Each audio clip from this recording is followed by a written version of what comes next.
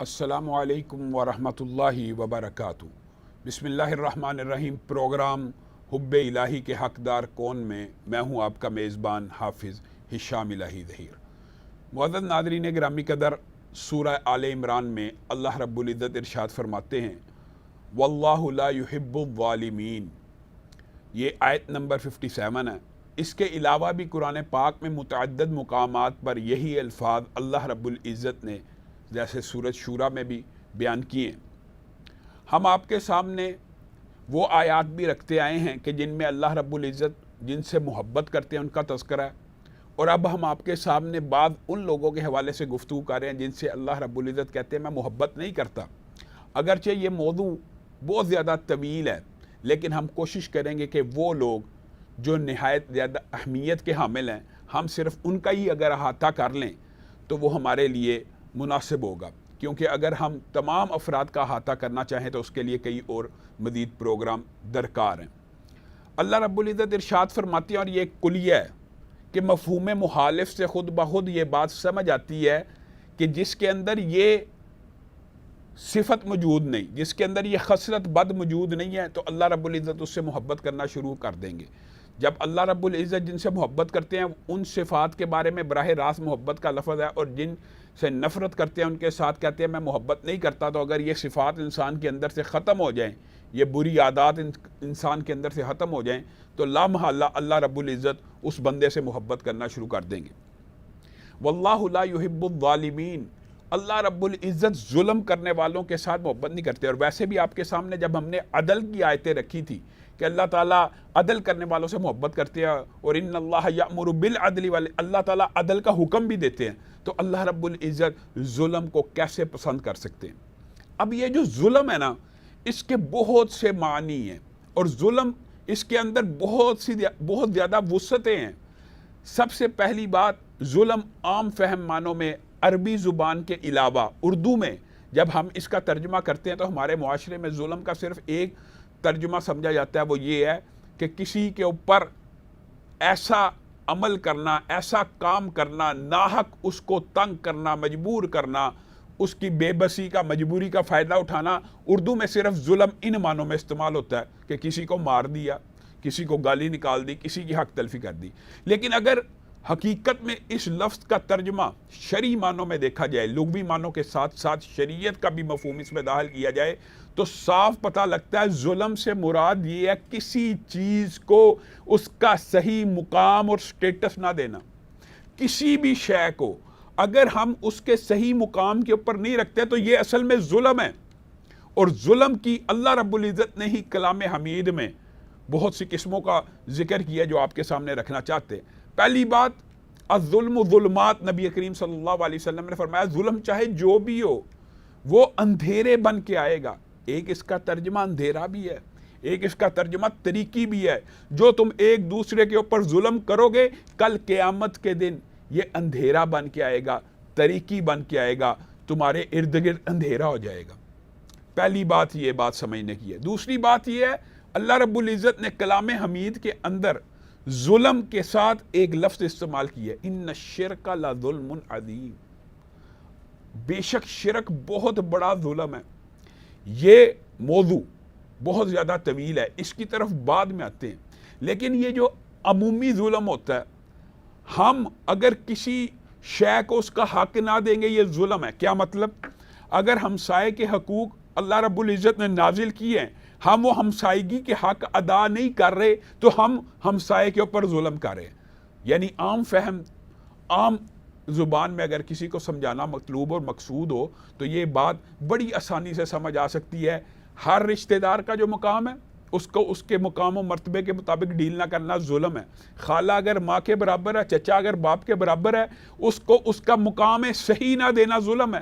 ماں باپ کے جو حقوق ہیں اگر ان کو وہ ادا نہ کیا جائے ظلم ہے۔ رشتہ داروں کے جو حقوق ہیں ان کو ادا نہ کیا جائے ظلم ہے۔ صلہ رحمی کے بارے میں جو حدیث ہیں اگر ان کے اوپر ہم کاربند نہیں ہوں گے تو ظلم ہے۔ تو معزز ناظرین گرامی قدر، ظلم کا عام فہم ترجمہ آج کے بعد آپ نے یہ جان لینا، ظلم یہ ہے کسی شے کا کوئی حق ہے اور اس کو وہ ادا نہیں کیا گیا۔ اور جہاں تک بات آئی ہے مہمان کی، ہمسائے کی، حقوق العباد کی، تو یاد رکھیے ظلم کے جو بہت بڑا معنی ہم معاشرے میں لیتے ہیں وہ حقوق العباد سے منسلک ہے. حقوق اللہ کے ساتھ بھی ایک ظلم ہے جس کے بارے میں آپ کے سامنے آیت رکھی ہے، انشاءاللہ اس کی طرف بعد میں آئیں گے. لیکن حقوق العباد دیکھیے کل قیامت کے دن مقدمات کی دو نوعیتیں ہونی ہیں، ایک اللہ کے ساتھ بندے کا معاملہ اور ایک بندوں کے ساتھ بندے کا معاملہ ہے. یاد رکھیے یہ کلیہ ہے. اللہ رب العزت نے نبی کریم صلی اللہ علیہ وسلم کے ذریعے سے ہمیں یہ بات پہنچائی ہے. نبی کریم نے کہا اگر بغیر سینگ کے بکری کو سینگ والی بکری نے ٹکر ماری ہوگی اس کا بھی بدلہ قیامت کے دن ملے گا. یعنی ہر ظلم کا بدلہ، اور لا محالہ بات ہے اصل justice, ultimate justice, true justice قیامت کے دن نہیں ہونا ہے، اور وہاں پہ ظالموں کا کوئی مددگار نہیں ہونا. اور یہ بات بھی یاد رکھیے یہ صفت اللہ تعالیٰ کی نظر میں اتنی کبھی ہے، وَمَا رَبُّكَ بِظَلَّامٍ لِّلْعَبِيدِ. اللہ رب العزت اپنے ساتھ اس لفظ کو سننا بھی پسند نہیں کرتے، اور اللہ رب العزت کہتے ہیں کہ میں اپنے بندوں کے اوپر ظلم کرنے والا نہیں ہوں، بلکہ لوگ اپنی جانوں کے اوپر خود ظلم کرنے والے ہیں. یہ بھی ظلم ہے کہ اگر انسان اپنے آپ کو گناہوں کے اندر مبتلا کر لے، یہ بھی ظلم ہے. لیکن بالعموم اس کا تعلق حقوق العباد سے ہے. کل قیامت کے دن جو مقدموں کی نوعیت ہے نا، دو میں نے آپ کے سامنے رکھی ہے. ایک بندوں کا بندوں کے ساتھ معاملہ، تو یقین مانیے اس بارے میں اتنی وعید موجود ہے، اتنی وعید موجود ہے. نبی کریم صلی اللہ علیہ وسلم نے ارشاد فرمایا شہید جب اس کا خون کا پہلا قطرہ زمین پہ گرتا ہے نا، اللہ رب العزت اس کے سارے گناہوں کو معاف کر دیتے ہیں. اس کو جنت میں اس کا ٹھکانہ دکھا دیا جاتا ہے. اس کو اس لمحے میں اتنی لذت آتی ہے کہ کل قیامت کے دن جنتی جب جنت میں چلے جائیں گے، کوئی جنتی ابھی بھی جو جنت میں چلا گیا، شہید کو اللہ تعالیٰ فی الفور پرندوں کے کالم میں ڈھال کے جنت میں بھیج دیتے ہیں، اور وہاں پہ اللہ کے ہاں رزق بھی دیے جاتے ہیں. ہمیں ان کی زندگی کا ادراک اور شعور نہیں ہے، لیکن یہ جو لمحہ ہے لطف کا، لذت کا، اتنا بڑا کہ جنت میں جتنے بھی لوگ ہوں گے نا، اللہ رب العزت اگر ان سے کہے گا نا کہ جاؤ واپس دنیا میں، کوئی نہیں جانا چاہے گا کہ میں جنت نہیں چھوڑتا سوائے شہید کے. شہید کہے گا ہاں وہ جو لمحہ تھا، جو لطف آیا تھا، جو لذت آئی تھی، جو اس وقت انعامات اکرامات کی بارش ہوئی تھی، دل کرتا ہے وہ لمحہ بار بار حاصل کروں، مجھے دنیا میں بھیجا جائے. لیکن یہ تو اللہ رب العزت کی سنت ہے کہ اللہ رب العزت جو دنیا سے چلا جائے اس کو دنیا میں نہیں بھیجتا. یہ شہید یاسین، سورہ یاسین میں اس بات کو اچھی طرح بیان کیا گیا ہے کہ وہ کہتا ہے اللہ تعالیٰ مجھے دنیا میں واپس بھیج تاکہ میں لوگوں کو بتلا سکوں آپ نے میری کتنی عمدہ میزبانی کی ہے. اگرچہ اللہ نے اس کو دنیا میں نہیں بھیجا کیونکہ اللہ کی سنت نہیں ہے، لیکن اللہ رب العزت نے رہتی دنیا تک کے لیے بتا دیا ہے اللہ تعالیٰ شہداء کی میزبانی کیسے کرتا ہے. تو جو بات ہمارے مضمون سے متعلق ہے، موضوع سے متعلق ہے، وہ یہ ہے کہ جب شہید جس کے سارے گناہ معاف ہو جاتے ہیں، نبی کریم صلی اللہ علیہ وسلم نے ارشاد فرمایا اس کا بھی قرضہ معاف نہیں ہوتا. اگر اس نے کسی کے پیسے دینے ہیں تو اگر اس کے پیسے دیے بغیر مر گیا، دنیا سے چلا گیا، اس کے سارے گناہ معاف نہیں ہوں گے. یعنی قرضے والا جو پورشن ہے یہ اس کو ادا کرنا پڑے گا، چاہے اپنی نیکیوں میں سے ادا کرے، اپنی حسنات میں سے ادا کرے. معزز ناظرین گرامی قدر، نبی کریم صلی اللہ علیہ وسلم نے ارشاد فرمایا مفلس، یہ حدیث اگر انسان یاد کر لے تو انسان کبھی کسی کے اوپر ظلم نہ کرے، اور ظلم کا صحیح مفہوم حقوق العباد کے ساتھ جو ہے انسان کو سمجھ آ جائے. نبی کریم صلی اللہ علیہ وسلم نے ارشاد فرمایا مفلس بندہ کون ہے؟ صحابہ نے کہا مفلس تو وہ ہو سکتا ہے جس کے پاس درہم نہ ہو، دینار نہ ہو. نبی کریم صلی اللہ علیہ وسلم نے کہا مطلب یہ نہیں تھا، پوچھنے کا مقصد یہ نہیں تھا، بلکہ مطلب یہ تھا مفلس وہ ہوگا کل قیامت کے دن. صحابہ نے پوچھا آپ بتلا دیجئے. نبی کریم نے کہا کل قیامت کے دن مفلس وہ ہے جو آئے تو نیکیوں کے پہاڑ لے کے آئے، بہت بڑی بڑی نیکیاں اس کے ساتھ چل رہی ہیں، نامہ اعمال بھر چکا ہے نیکیوں کے ساتھ، لیکن کسی کو تھپڑ مارا تھا، لیکن کسی کو گالی نکالی تھی، یعنی ظلم کیا تھا، لیکن کسی کی حق تلفی کی تھی. اب دیکھیے اس بندے نے تھپڑ مارا، گالی دی، حق تلفی کی، ان بندوں کو اللہ رب العزت کے ساتھ معاملہ ہوتا تو اللہ معاف کر دیتا، لیکن ان بندوں کے ساتھ اس کا معاملہ بھی رہتا تھا. ان بندوں کو اس کی نیکیاں دی جا رہی ہیں، اس کی نیکیاں دی جا رہی ہیں. ایک وقت آئے گا مفلس وہ ہے ساری کی ساری نیکیاں اس کے ظلم کی وجہ سے لوگوں میں بانٹ دی جائیں گی. اب بتائیے نیکیاں ختم ہو گئی، پھر بندے باقی ہیں. اللہ ہمارے ساتھ بھی یہ ظلم ہوا ہے، اب نیکیاں تو ختم ہو چکی، اللہ ہمیں بدلہ چاہیے، تو نبی کریم صلی اللہ علیہ وسلم نے ارشاد فرمایا ان لوگوں کے گناہ اس بندے کے اوپر ڈال دیے جائیں گے۔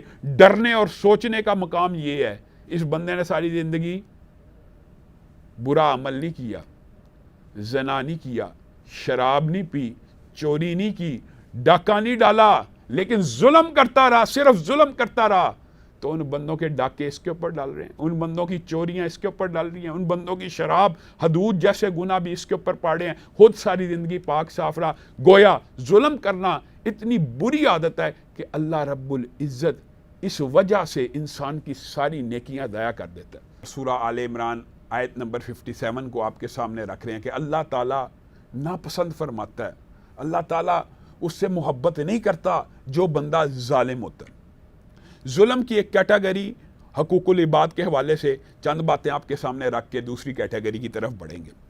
نبی کریم صلی اللہ علیہ وسلم کی صحیح حدیث میں یہ بات موجود ہے کہ ایک عورت تھی، بد اخلاق تھی، وہ ساری رات اللہ رب العزت کی عبادت کرتی تھی، لیکن ہمسایوں کی حق تلفی سے مراد دیکھیے یہاں پہ جو مفلس کی حدیث آپ کے سامنے رکھی، وہاں پہ گالی نکالنا ظلم ہے، وہاں پہ کسی کو تھپڑ مارنا ظلم ہے۔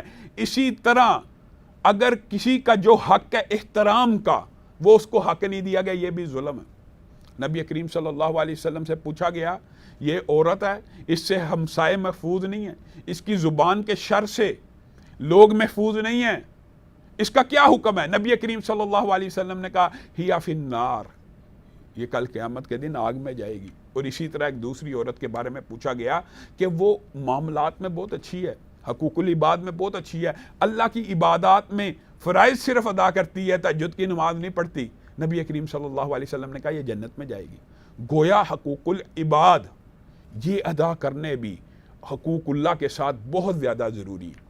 اب آتے ہیں اسی موضوع کے دوسرے ٹکڑے کی طرف۔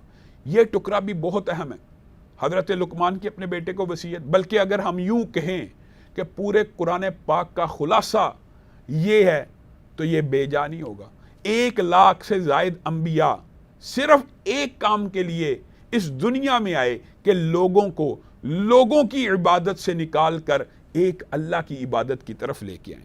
آپ مجھے بتلائیے، اللہ رب العزت کہہ رہا سب سے بڑا ظلم پتہ کیا ہے؟ سب سے بڑا ظلم یہ ہے کہ اللہ رب العزت نے پیدا کیا، اللہ رب العزت خالق، اللہ رب العزت مالک، اللہ رب العزت مصور، اللہ رب العزت باری، اللہ رب العزت نے تمام نعمتیں اور احسانات بندے کے اوپر کر لی، اور بندہ اس کے علاوہ عبادت کے لائق کسی اور کو سمجھ لے۔ اس سے بڑا ظلم کوئی نہیں ہو سکتا، اور اللہ نے اسی لیے شرک کو ظلم عظیم کہا قرآن پاک میں، اور یہ بھی بات کہی کہ جو اللہ رب العزت کی اس ذات کے ساتھ شرک کرتا ہے اللہ تعالیٰ اس کو معاف نہیں کرے گا، باقی جس کو چاہے اللہ معاف کر دے گا، جس کو چاہے اللہ معاف کر دے گا، لیکن اپنی ذات کے ساتھ شرک کرنے کو معاف نہیں کرے گا۔ اور یہ شرک کی اور توحید کی یہ بات سمجھنا بہت ضروری ہے۔ حضرت ابراہیم کی زندگی سے 1,00,000 سے زائد انبیاء ایک ہی دعوت لے کے آئے کہ اللہ کے علاوہ عبادت کا کوئی فعل کسی بھی مخلوق کے ساتھ نہیں کرنا۔ معزز ناظرین گرامی قدر، یہ کوئی راکٹ سائنس کی بات نہیں ہے۔ اللہ خالق ہے، باقی ہر چیز مخلوق ہے، تو مخلوق کی عبادت مخلوق نے کیوں کرنی ہے؟ مخلوق کی عبادت مخلوق کیوں کرے؟ یہ لاجک کے بھی خلاف ہے، یہ منطق کے بھی خلاف ہے۔ آپ اللہ رب العزت کی توحید اور قدرت پہ حیران ہو جائیے۔ ایک عام مصور ایک مثال دینے اللہ کی قدرت اور اللہ کی توحید کے بارے میں سمجھانے سے پہلے ایک عام مثال آپ کو دینا چاہتا ہوں۔ ایک عام مصور ہے، اس کو تصویر بنانے کے لیے سالڈ کینوس کی ضرورت ہے، اس کو تصویر بنانے کے لیے رنگوں کی ضرورت ہے، اس کو تصویر بنانے کے لیے روشنی کی ضرورت ہے۔ یہ 3 چیزیں نہ ہوں تصویر نہیں بن سکتی۔ لیکن اللہ رب العزت وہ خالق اور مصور ہیں جو تصویر بناتے ہیں، اندھیرے میں بناتے ہیں، تصویر بناتے ہیں سالڈ کینوس پہ نہیں بناتے، تصویر بناتے ہیں بے رنگ پانی سے بناتے ہیں۔ یہ مصور کی تصویر رنگ دار ہے، سالڈ کینوس پہ بنی ہوئی ہے، روشنی میں بنی ہوئی ہے، لیکن کلام کی قدرت نہیں رکھتی، بولنے کی قدرت نہیں رکھتی۔ اور اللہ رب العزت رحم مادر کے اندر، اندھیروں کے اندر، بنا رنگ کے پانی کے قطرے کے ساتھ جو تصویر بناتا ہے وہ بولتی بھی ہے، وہ سانس بھی لیتی ہے، اس کا دل بھی دھڑکتا ہے، وہ سننے والی ہے، پہلے دن ہی بچہ رونا شروع کر دیتا ہے۔ یہ تو اللہ رب العزت کی تخلیق ہے، اور کیا کوئی مخلوق اللہ رب العزت کی ہمسر ہو سکتی ہے؟ اللہ رب العزت کی برابری کا دعویٰ کر سکتی ہے؟ کیا اللہ رب العزت کے اوصاف کسی مخلوق میں ہو سکتے ہیں؟ یہاں پہ لوگوں کے اندر بہت زیادہ کنفیوژن ہے۔ 1,00,000 سے انبیاء زیادہ جو آئے ہیں صرف یہی دعوت لے کے آئے ہیں۔ حضرت ابراہیم نے اپنے رب کو کیسے پہچانا تھا؟ آپ بتلائیے، مخلوقات میں سے وہ بڑی مخلوقات کی طرف متوجہ ہو رہے تھے، کہا ستارے کو دیکھا، یہ قرآن پاک کا سارا واقعہ آپ کے سامنے مفہوماً رکھ رہا ہوں، ستارے کو دیکھا، یہ میرا رب ہے۔ جب ستارہ ڈوب گیا، کہا میں ڈوبنے والوں کو پسند نہیں کرتا۔ ستارہ اللہ رب العزت کی مخلوقات میں سے ایک بہت بڑی مخلوق ہے، جو سائنس کے طالب علم ہے وہ اس حوالے سے اچھی طرح جانتے ہیں۔ پھر چاند کو دیکھا، کہا یہ روشن ہے ستارے سے زیادہ، میری آنکھوں کو زیادہ روشن دکھ رہا ہے، یہ میرا رب ہوگا۔ جب وہ بھی غروب ہو گیا تو کہنے لگے، اللہ اگر تو نے مجھے ہدایت نہ دی میں گمراہ ہو جاؤں گا۔ اے میرے پالنے والے، جس نے مجھے پیدا کیا، خود بخود اپنے خالق کا پتہ ڈھونڈ رہے ہیں۔ سورج نکل آیا، کہا ہاں یہ میرا رب ہو سکتا ہے، یہ بڑا ہے، یہ زیادہ روشن ہے، اس میں حرارت ہے، اس کی وجہ سے پودے نشو نما پاتے ہیں، یہ میرا رب ہو سکتا ہے۔ لیکن جب وہ بھی غروب ہو گیا تو کہنے لگے، انی وجہت وجہی للذی، میں اس کی طرف منہ کرتا ہوں جس نے زمین و آسمان کو پیدا کیا۔ اگر اس نے میری رہنمائی نہ کی، اس نے مجھے ہدایت نہ دی تو میں تو گمراہ ہو جاؤں گا۔ اور یہی مکالمہ جب وہ اس وقت کے حاکم نے حضرت ابراہیم کے سامنے رکھا تھا نا، تو حضرت ابراہیم نے کہا میرا رب وہ ہے جو زندہ کرتا ہے، میرا رب وہ ہے جو مارتا ہے۔ اب حاکم وقت کو سمجھ جانا چاہیے تھا کہ وہ زندہ نہیں کر سکتا، خالق کی شرط یہ ہوتی ہے کہ وہ زندہ بھی کرتا ہے اور وہ مردہ موت بھی دیتا ہے۔ اس نے لوگوں کو گمراہ کرنے کے لیے اس بات کو عقلی طور پر رد کرنے کی کوشش کی، اور آج بھی شرک کے سارے دندے عقلی دلائل سے ہوتے ہیں۔ اس نے رد کیا، کیا کہا یہ ایک پھانسی کا مجرم ہے، اس کو قتل ہونا، میں نے اس کو آزاد کیا اور ایک راہ چلتے بندے کو پکڑ کے قتل کر دیا۔ حضرت ابراہیم کو پتا چل گیا دھوکہ دے رہا ہے۔ کیا کہا میرا رب وہ ہے جو سورج کو مشرق سے نکالتا ہے۔ اگر تو رب ہے، اگر تو خالق ہے، اگر تو مالک ہے تو سورج کو مغرب سے نکال کے لا، فبہت الذی کفر۔ لوگو یہ بات یاد رکھ لو، معزز سامعین گرامی قدر، یہ بات یاد رکھ لیں، جو بھی اللہ رب العزت کی تخلیق کے اندر شراکت دار بننے کا دعویٰ کرے، جو وہی صفات اور اوصاف رکھنے کا دعویٰ کرے، اس کو یہی کہنا چاہیے، اگر تو رب کے دعوی ربوبیت کے اندر یا خلقت کے اندر یا تخلیق کے اندر یا صفات کے اندر یا کسی بھی صفت کے اندر اللہ رب العزت کے ساتھ شریک ہے، تو سورج کو مغرب سے نکال کے دکھا۔ اب یہ وہ لمحہ تھا، لوگوں کو پتا چل گیا ہمارا بادشاہ حاکم جھوٹ بول رہا ہے، فبہت الذی کفر، چہروں کے اوپر، زبانوں کے اوپر مہر لگ گئی۔ اسی لیے حضرت ابراہیم اپنے والد کو کیا کہہ رہے ہیں؟ قرآن پاک میں سارا واقعہ موجود ہے۔ اے میرے والد محترم، یا ابتی 4 مرتبہ یا ابتی کا لفظ بولا، اور احترام کے اندر عربی زبان میں اس سے عمدہ لفظ موجود نہیں ہو سکتا۔ یا ابتی، اے میرے باپ کیوں شیطان کی عبادت کرتے ہیں؟ اے میرے والد، میرے پاس اللہ کی وحی آ چکی ہے۔ والد آگے سے کہہ رہے ہیں، اراغبن، کیا آپ میرے خداؤں سے اعراض برتنا چاہتے ہیں؟ حضرت ابراہیم کی پوری زندگی کے اندر توحید کا ایک بہت بڑا لیکچر موجود ہے۔ کیسے؟ جب انہوں نے دیکھ لیا والد نہیں مان رہا، تو انہوں نے کہا میں آپ کے لیے اپنے رب سے مغفرت کی دعا کروں گا۔ اور یہ بات بھی یاد رکھیے، اللہ رب العزت کو شرک اتنا ناپسند ہے کہ پیغمبروں کی زندگی پوری کی پوری نمونہ ہے۔ حضرت محمد الرسول اللہ صلی اللہ علیہ وسلم کی زندگی نمونہ، لیکن ان کو بھی کہا، اور کیا کہا امت محمدیہ کو، کہ ابراہیم کی پوری زندگی تمہارے لیے نمونہ ہے، مگر اس قول کے کہ جو انہوں نے اپنے والد کے لیے کہا تھا کہ میں ان کے لیے مغفرت کی دعا کروں گا۔ کیوں؟ کیونکہ کسی مسلمان کے لیے یہ ذیب نہیں ہے کہ وہ اس کے لیے مغفرت کی دعا کرے جو دنیا سے شرک کے عالم میں چلا جائے۔ یعنی جو بندہ شرک کی حالت میں دنیا سے چلا جائے، اس کے لیے دعائیں مغفرت نہیں ہو سکتی۔ اللہ تعالیٰ ابراہیم کے بارے میں بھی کہہ رہے ہیں، خود نبی کریم صلی اللہ علیہ وسلم کو بھی حکم دے رہے ہیں، انک لا تہدی من احببت۔ پیارے نبی صلی اللہ علیہ وسلم جن سے آپ محبت کرتے ہیں، ضروری نہیں اللہ ان کو ہدایت دے دے۔ آپ کے لیے یہ بات زیبا نہیں ہے کہ جو رشتہ دار شرک کے عالم میں دنیا سے چلے گئے ہیں آپ ان کے لیے مغفرت کی دعا کریں۔ تو حضرت ابراہیم کی زندگی کے حوالے سے ہم اپنی گزارشات کو جاری رکھیں گے انشاءاللہ۔ یہاں پہ ہم لیتے ہیں پروگرام سے اجازت۔